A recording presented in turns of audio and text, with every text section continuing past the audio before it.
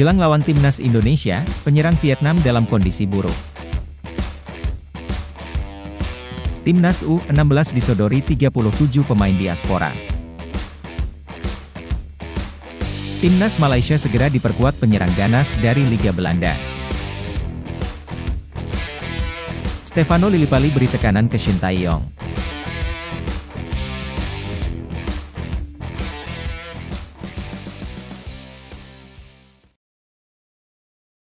Mohon subscribe channel Timnasku Indonesia agar tidak ketinggalan informasi Timnas Indonesia.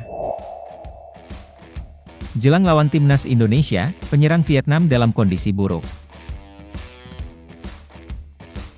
Timnas Vietnam menghadapi tantangan sulit menjelang pertandingan melawan Timnas Indonesia dalam kualifikasi Piala Dunia 2026.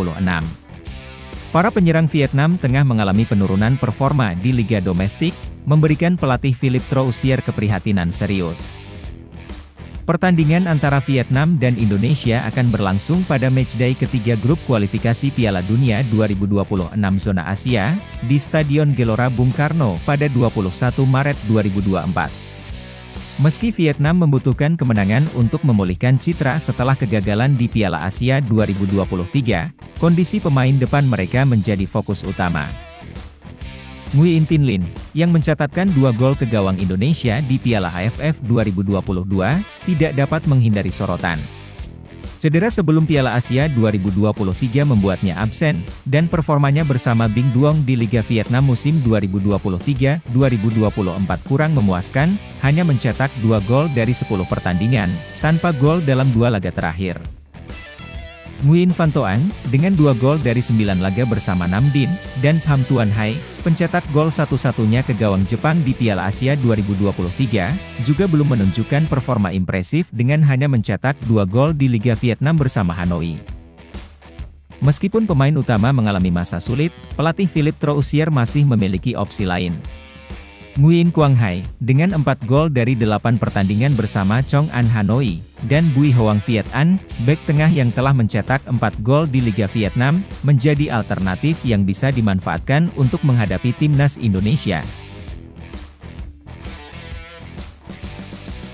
Timnas U16 disodori 37 pemain diaspora. Timnas Indonesia U16 menerima daftar 37 pemain diaspora, yaitu pemain keturunan Indonesia yang bermain di luar negeri. Daftar tersebut diberikan kepada staf ahli Kemenpora Hamdan Hamedan, dan menarik perhatian pelatih Timnas U16, Nova Arianto. Pelatih Nova Arianto menyatakan ketertarikannya terhadap beberapa pemain dari daftar tersebut. Rencananya, pemain-pemain tersebut akan mengikuti seleksi lebih lanjut untuk dipilih yang terbaik dan diikut-sertakan dalam pemusatan latihan Timnas U16 berikutnya. Syarat utama untuk mereka adalah memiliki paspor Indonesia. Pemusatan latihan Timnas U16 selanjutnya dijadwalkan akan diselenggarakan pada bulan April mendatang. Para pemain yang berhasil lolos seleksi dari gelombang 1, 2, dan 3 akan berpartisipasi dalam TC tersebut. Proses seleksi Timnas U16 gelombang 3 sedang berlangsung di Jakarta saat ini. Seleksi gelombang 1 dan 2 sebelumnya telah dilakukan, masing-masing dengan durasi 3 hari. Timnas Malaysia segera diperkuat penyerang ganas dari Liga Belanda. Timnas Malaysia belakangan ini intens melakukan naturalisasi pemain dengan menggaet pemain asing yang berkompetisi di Liga Super Malaysia serta merekrut pemain diaspora yang bermain di luar negeri. Salah satu pemain yang mereka datangkan adalah mantan bek Timnas Belgia U21, Dion Scholes. Tren ini kemudian menjadi topik hangat di berbagai platform media sosial sepak bola Malaysia, yang membicarakan kemungkinan peningkatan kualitas Timnas Malaysia dengan adanya pemain-pemain keturunan yang bermain di liga-liga top Eropa.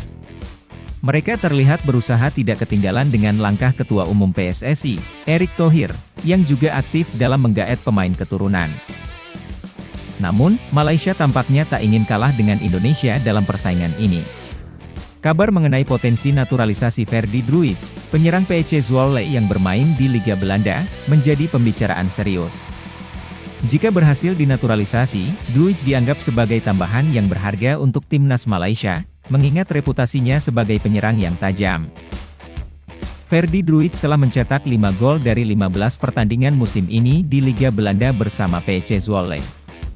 Dengan tinggi badan 190 cm, dirinya dianggap sebagai ancaman serius.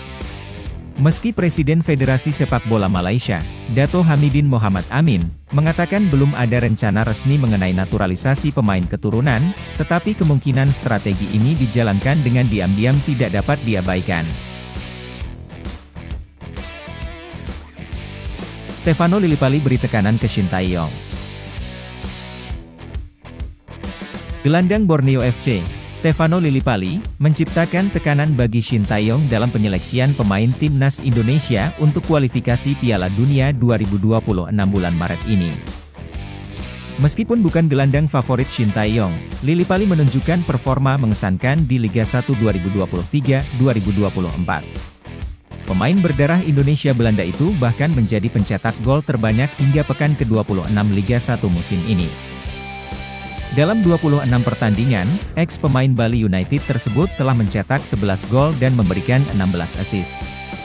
Performa impresifnya terus berlanjut dalam 3 laga terakhir, dengan 2 gol dan 5 assist. Keberhasilan Lillipali musim ini dapat menjadi dilema bagi Shin Tae-yong. Jika gelandang ini tidak dipanggil, keputusan pelatih bisa menjadi sorotan publik.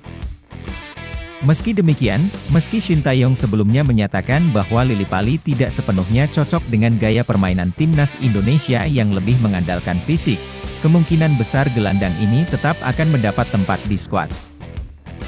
Timnas Indonesia akan menghadapi Vietnam dalam 2 pertandingan grup F kualifikasi Piala Dunia 2026 zona Asia pada 21 dan 26 Maret mendatang.